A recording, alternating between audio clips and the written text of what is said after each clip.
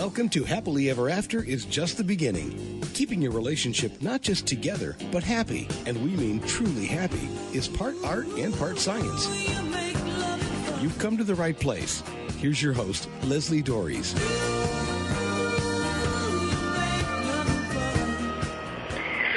You know, men and intimacy aren't two words that are often used together in the same sentence, except maybe in frustration by many women. Men and sex, yes, but intimacy, not so much. The truth is that men are emotional beings, and they really do desire intimacy. Yes, ladies, they really do. And unfortunately for all of us, but especially for men, it's been socialized out of them. The desire for intimacy is still there, but it gets diverted into the focus on sex or unhealthy and unproductive behaviors that, at their worst, result in toxic masculinity. The good news? There's a way to change this. And to help describe how, I'm joined today by child and family therapist and founder of Unbreakable Bond, Randall Turner. Randy, thanks so much for being on the show and talking about what you and I know is a really, really, really important and timely topic. Absolutely, Leslie. Thank you for having me on today. I'm looking forward to our discussion. Well, I am too, because I had the honor to meet and get to know you at this year's National Association of Relationship and Marriage Educators Conference. Yes, people, we actually do meet and talk about this stuff.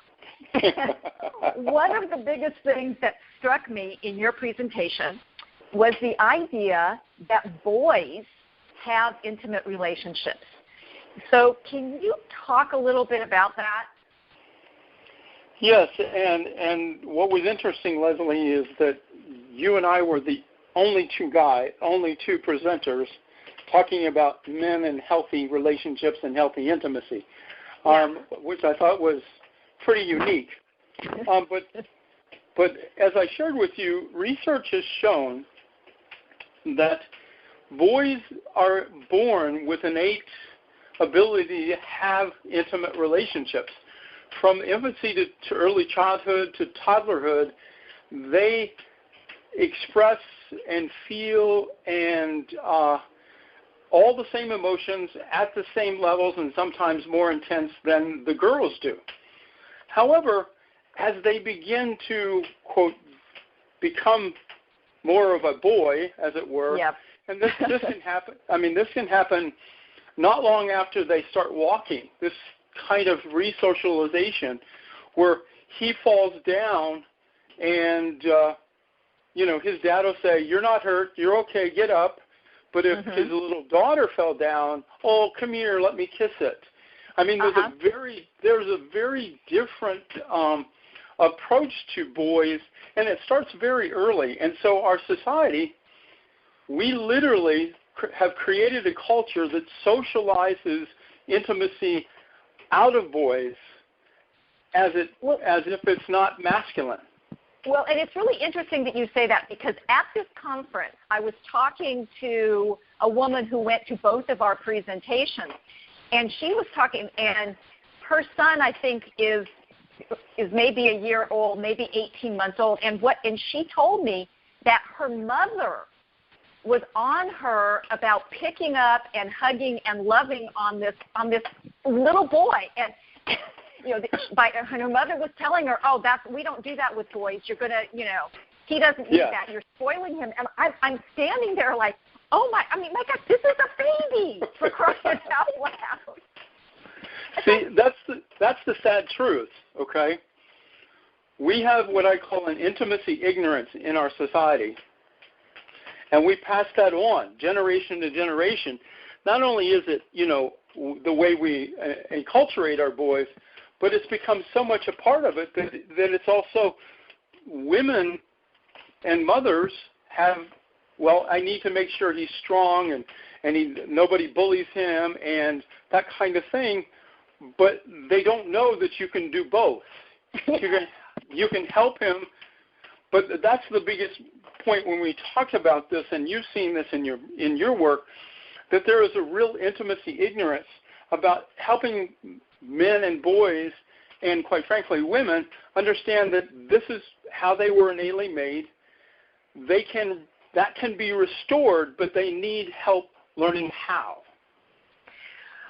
Right, and I mean, and my argument has always been, and I'm not sure women are really great at this either. We may be slightly ahead, but as this mother-daughter conversation that I had is that, you know, women are like, you know, we want men to be intimate, or so we say, but then we do these things by, you know, making intimacy a big issue or with our young kids. And I mean, I've always told people that, you know, you cannot spoil your children with love. You can spoil them with all other kinds of things, but you can't spoil them with love. But if we turn away from our young boys, it is what they're being taught. They're being taught this isn't okay. And, you know, but in your conversation, you were talking about the way that younger boys interact with each other, and, you know, and it's before they get into the higher grades or whatever, where that behavior is considered sissy or considered, you know, homosexual or whatever, with these boys who are really, really close. Yeah, I mean, when you watch little boys, they hang on each other. They share the same food, the same straw. They'll share the same bed. They'll share the same clothes if their moms let them. But the thing is they don't see this as being wrong, because it's not. Right. They just innately develop a friendship and a love for this other friend, okay, and they're just being what boys are. But then when someone sees it, who has a belief boys need to be stronger, they begin to really quite say, nah, you shouldn't do that, okay? That doesn't look right, or, you know, that's not the way boys act, you know, grow up. Right. You hear that all the time. And it's not just here and there. I mean, it's just a constant undercurrent in not just within our culture, within our families from generation to generation. Excuse me. It's also been a culture within our media that's continued to reinforce these kind of issues and things with kids. And young boys, little boys, start looking up to bigger boys. Okay? Exactly. And, you know, I had to learn that there was going to come a time when my children were going to be more influenced by their peers than they were me. Mm-hmm. And that was just an accepted norm.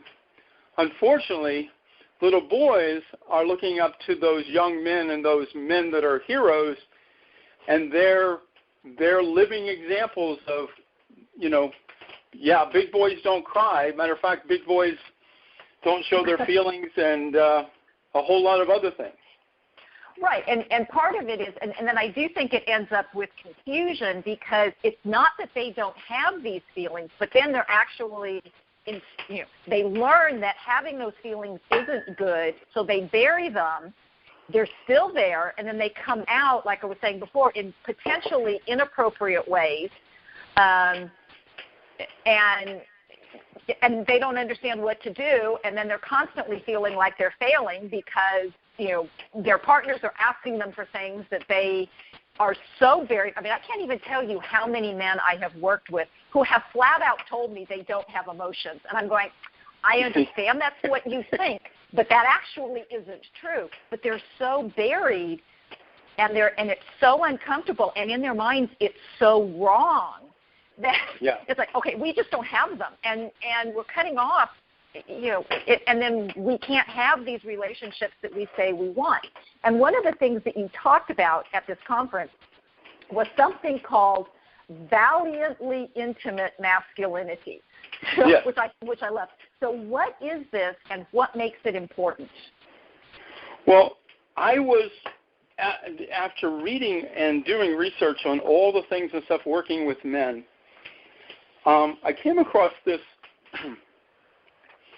illustration where a student was sitting and talking about in a class and things, and the teacher was just was discussing the relationship between Jonathan and David in the Bible. Okay. And the teacher struggled, this is a female teacher, struggled to be able to give it any kind of words. And so she basically alluded that it was probably more of a homosexual type of relationship. And the author was saying, no, it's a natural relationship. These are what it means to be a valiant man. And it just struck me that we as a culture, we have words like bromance, okay? Correct. And that's not a very masculine word. I'm going to tell you, a lot of guys hate that word, okay? Yes. And I doubt if a man came up with that word, but in there I talk about, bromance talks about a close non-sexual friendship between men, but the Urban Dictionary describes it as a complicated in love and affection shared by two straight males. And so our society about healthy intimacy for men is so broken, we don't even have a language to begin to, to encourage and inspire men to live up to.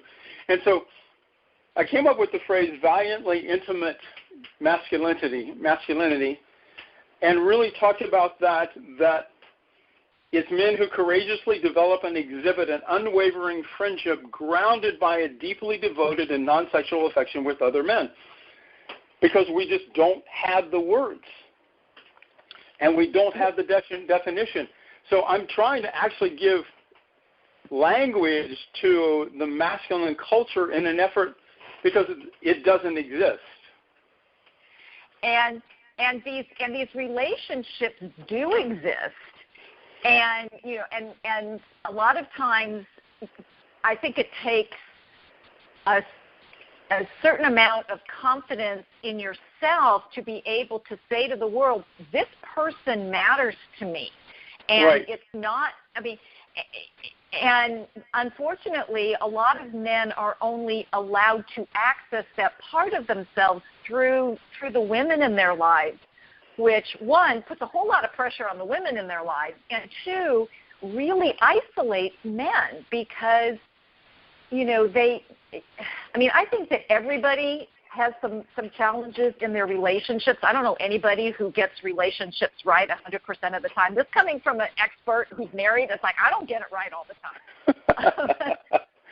but for men not to be able to go to another man and say, look, this is what's happening in my life. What's happening in yours? But there's this and I can only look at this from the outside because I'm not a man. But this disconnect, that they're losing that male perspective if it's all just coming through the women in their lives where they've been told this is where it's safe to talk about these things is with your wife or maybe a sister or something, but we don't talk about these, quote, intimacy with our guy pals. We'll talk about the game, or we'll talk about the fishing, or we'll talk about this, but we're not going to talk about these things that really matter. Because as you've said, intimacy has been construed to always mean or lead to sexual relationship or sexual contact or sexual intercourse. Right. And so consequently, you start that discussion with most men, and their mind automatically moves in that direction because that's their understanding and experience of intimacy, okay? And one of the things that it's hard for women to understand that his intimacy knowledge and understanding is very broken, but he's really based his understanding what intimacy is as a part of that sexual intercourse that he's had, where he's felt this deep connection with her physically, mentally, emotionally, and spiritually at that time of intimacy. And that's what he loves, and that's what he longs for, but he feels like that's the only way he can get it. Right. Because he doesn't know how to feel that close, get that close to her outside of the bedroom. Right, which then, of course, that sets up a whole other dynamic, which we'll talk about in a minute. But This is Happily Ever After. It's just the beginning on webtalkradio.net. I'm Leslie Dories, and I'm having a timely and critically important discussion about men and intimacy with the founder of Unbreakable Bond and fellow therapist Randall Turner. And the truth is that most men are good guys who truly love their partners and their children. But as we're talking about, they often struggle with how to step into those feelings in a productive and supported way, and to do it in a way that honors their healthy masculinity. And if that sounds like you, there's a solution. I invite you to contact me and find out if the Hero Husband Project is right for you. You can send me an email at Leslie, Lesli, at foundationscoachingnc.com. That's FOUNDATIONS, coaching, N as in Nancy, C as in Charlie.com. Or you can give me a phone call at area code 919-924-0463. Again, 919-924-0463. And I want to get back to talking about what intimacy is, because most of the time when people hear the word intimacy, they automatically go to sex. Which is one form of it, but not really. So, Randy, you had in this talk, you talk about the components of healthy intimacy, and you just mentioned them quickly that you identify. So what are they, and how do these all work together? Well, in trying to give, and this is born out of years and years and years of working with men, that they need to have a concrete definition of what intimacy is, so that you really begin to understand what intimacy does. And so we really worked to bring it down to that intimacy is made up of these five virtues: closeness, privacy, affection, acceptance, and openness. Okay. And we brought those to people to say, this is what intimacy is, okay?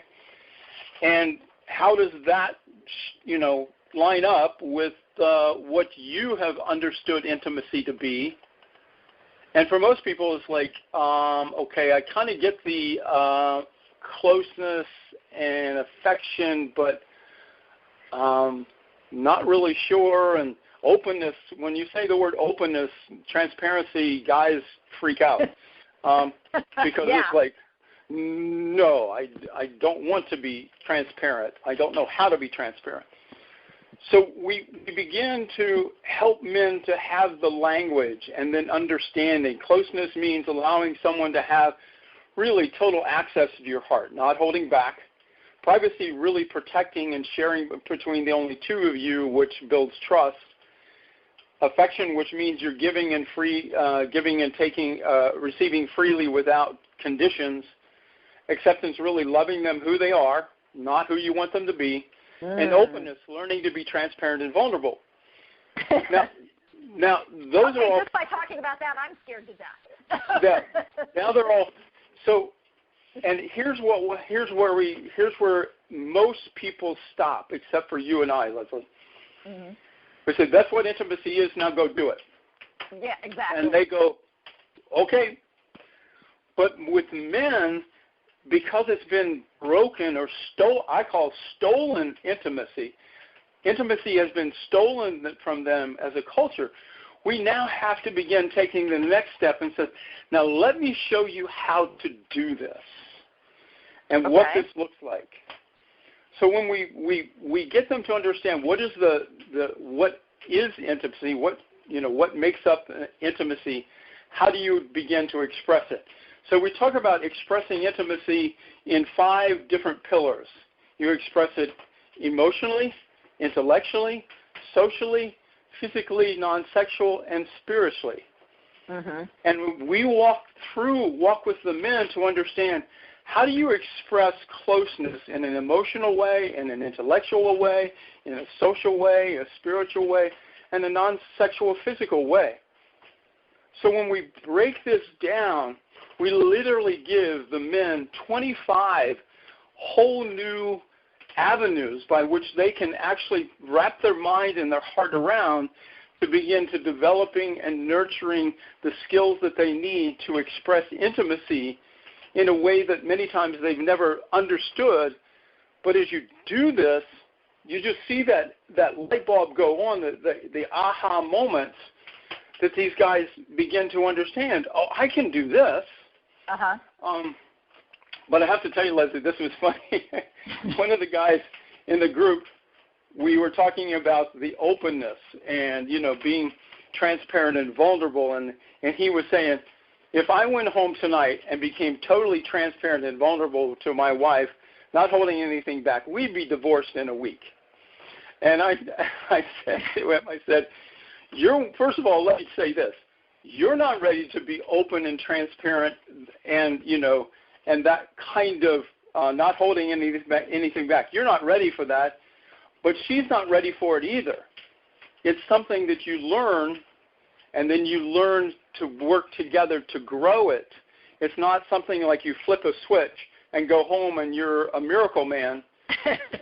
It's a part of a process that we're taking you through to grow, to have the conversation together, to talk about it, to look at the different ways that you currently are beginning and looking at how you are expressing it. But more importantly, how can you take it to that next level? How can you begin really to make it in a daily relational, just the way your life and your intimacy works? And the word intimacy no longer means let's have sex. Exactly. It means let's get closer. And this is one of the dynamics, and it's part of the reason why I've gotten so frustrated in my own work with the way that many men are dismissed in terms of what this man said, that if he actually went home and did these things, that his wife would freak out, which, this is one of those things where I think the statement, be careful what you wish for, is true, because this is, because women are really saying, I want my guy to be open and transparent and all these things until he actually does it. And then it's like, and because then it requires women to be intimate in a different way. Yes. And yes. And I think that and again, I don't know if you're familiar with Terry Real and his relational life. Oh yes, I am. But this is part of what he's all about too, is helping couples become more relational. And it's not, and he actually says, okay, we've got the guys opening up. Now, ladies, you've got to let it happen. Which right. is, and this is where I think that it's not just men who have broken intimacy. I think they're more broken. I think they're more disconnected than women are. But we do experience these things differently. I mean, I'm the parent of a son and a daughter. And I'm going to tell you that biologically they are different. Mm-hmm. Oh, yeah. And the idea that there's a female way of doing it is the correct way. It's like, we've got to figure out how to get this into a balance. And part of it is, and I think the first step, it's what you and I are working on, is to invite men into the process to start with, because they don't, and they really are ignorant in the true meaning of the word, because they haven't been taught how to do this.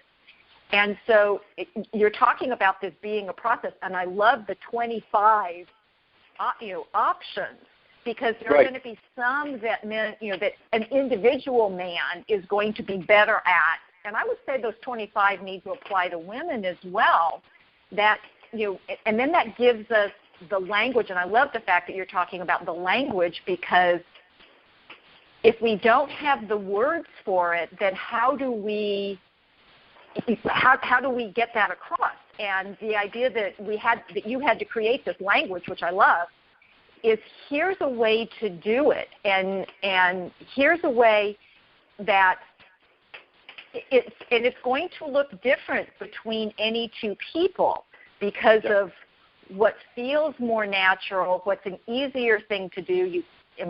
I love people who, I once had a client who came in and she comes in, she goes, I had an epiphany. And I said, what was it? And she goes, relationships aren't natural. And I burst out laughing because it's like, well, yeah. They're so complicated, they're so nuanced, they're so layered that we don't think there's anything to know, which is why it's like, yes, we do have this annual conference right.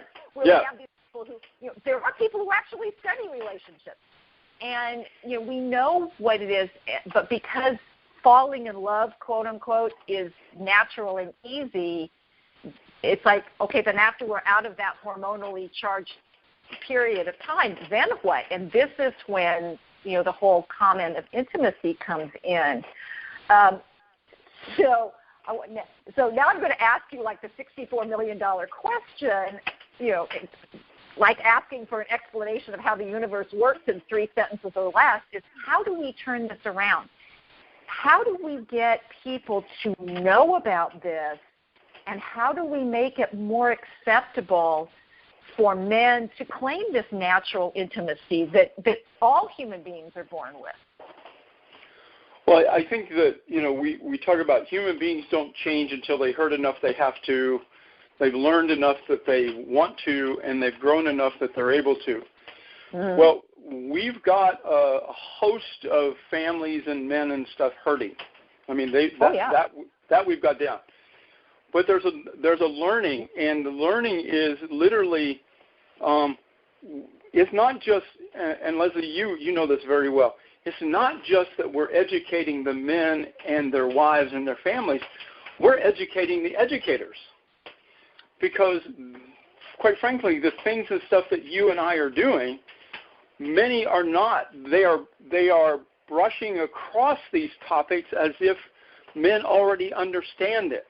Yes. But they don't, okay?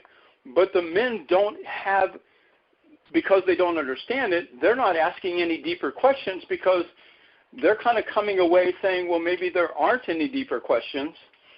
And they don't feel free to show their vulnerability because I don't want her to know that I don't know what I'm doing, even though she already knows it. And no one there needs to be a safe environment, a safe facilitator, or a safe coach, or whoever, and things that begins to say, I've been there too. I know what this is like. And so there's a real need to educate men and boys and educators to say there's this huge, vast well of learning to grow healthy intimacy that we can guide and teach men. Let's begin doing this. Yeah, and so part of this, because and this goes back, and I know that Brené Brown is, in her vulnerability things, and, I said for a long time before I even knew Brené Brown existed that vulnerability is not weakness. You cannot be vulnerable if you are weak. It's just not possible. Right.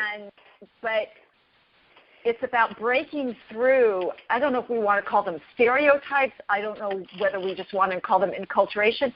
There are things that, these feelings are real, and being able to give healthy voice to them, not send them down these unproductive pathways where the only way I know how to relate to my partner is sexually. I can't tell you how many times I've worked with couples where the women will shut down, any kind of affection because because in their minds it's always sexual touch. There's no non-sexual touch. So it's like, okay, I'm going to shut it down because I don't want to have sex.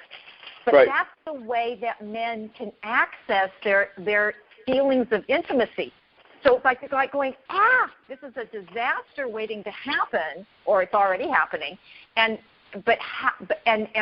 women are frustrated because guys don't get it, but guys are doing the only thing they know how to do, and and it's challenging. Yeah.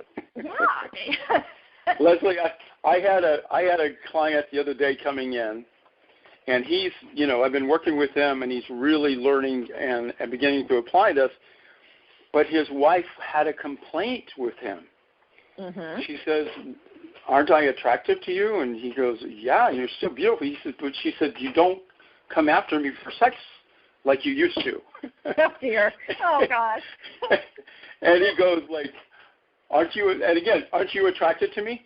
So her whole paradigm was just turned around. It's like, wait a minute, I'm used to, and so again, we bring these unhealthy things into our family. We create a family culture that has these expectations that aren't healthy expectations, and when they're gone, when they're not there, we're kind of like, is this okay? And for her, it was like, her worry was, is there someone else again, right. or are you doing something else, pornography or something like this? And he was like, no, I'm just, and he talks about ways that they've been working on this. And so I said, we need to bring her in and engage her in this conversation because, again, this was an experience, and she had already been married and divorced once before. This was her experience, that there was an expectation that there was going to be this sexual, advances and stuff, and when it goes away, then something's wrong. Right. And so that's part of the education we have to have is like, well, when you are learning how to give and receive healthy intimacy in an abundant amount of ways, then you don't have that, like you said, that pulling away, because you know that intimacy does not have to lead to sex. Right. And that when that becomes like the new norm, couples can thrive. Well, exactly, and that's really what this whole process is about, is to help couples thrive, which means families will thrive, which means we are going to have a healthier society, and it's really okay because, right now we're so disconnected, we're so, many of us are isolated, men especially, they don't know what to do with this, and it's literally killing men, and which I find unacceptable. And we have to be willing to invite them. So we could talk about this for much longer, and we're probably going to be talking about this again because I think we need to get more than just a few of us out there working with men because they're an important part. I mean, they're half of our population, and they're an important part of it, and we need to reawaken this in them so that they can have the lives that they want to have. So can you tell people where they can find out more about, Valiant, intimate masculinity and the Unbroken Bond and everything else that you do? Yeah, thank you for asking. Unbreakable Bond is a organization that I started a few years ago because that was really the goal, was to help men and women to develop an unbreakable bond, forging intimate relationships that last. And trying to use this in a language that was both appealing to men and women. Mm-hmm. And we created a program within there called Rescuing the Rogue. And I use the term rogue because when you think of rogue like a rogue wave or a rogue elephant, it's all of this power out of control. And that's the way men have wielded intimacy. It's always been sexual. It's always been, part of a unhealthy masculine culture, but they've wielded it very horribly, okay? But when you really understand the depths of what true intimacy is, it is tremendously powerful, but they need to be rescued from their old ways to new ways of understanding and expressing intimacy. And so we created Rescuing the Rogue, which is a program that's designed to be used in a 10-week small group. It can be used in, break it out into workshop formats. We're going to actually, part of my contact at our conference, we're actually going to be working with one of the military bases to break it out into 4 90-minute workshops for their men. Mm-hmm. So I'm really excited about that. It can also be done as a retreat. This last year I did a men's retreat using Rogue as the primary materials and stuff. And it's also can be used as a coaching manual. So if you're working with someone one-on-one, you've given them not only the coaching, but you've given them assignments to begin processing. And Leslie, you know this. Men are ponderers. Mm-hmm. Okay? Yep. When you give them a bunch of new information, first of all, their brain swells because they're not used to that. But they really need to take that new information and process it, ruminate on it, before they really jump in and start, talking about it, mm-hmm. intellectually and working on it. And so Rogue has it has assignments that men are to do during the week. It actually has lots of assignments, and because it's part of the processing that men need to do to dig deep and understand how it goes. And so we created Rescuing the Rogue. We affectionately call it Rogue. And been using that I've been using it in the clinical setting with groups. I've been using it in church settings and other organizations and stuff that are faith-based and non-faith-based. But the biggest thing is there's this light bulb coming on, and both the professionals and the people are saying, why haven't I heard this? Right. I have one of my colleagues who's a 35-year editor of a major newspaper, just retired, and he went through Rogue, and he said, I wish I would have known this 50 years ago.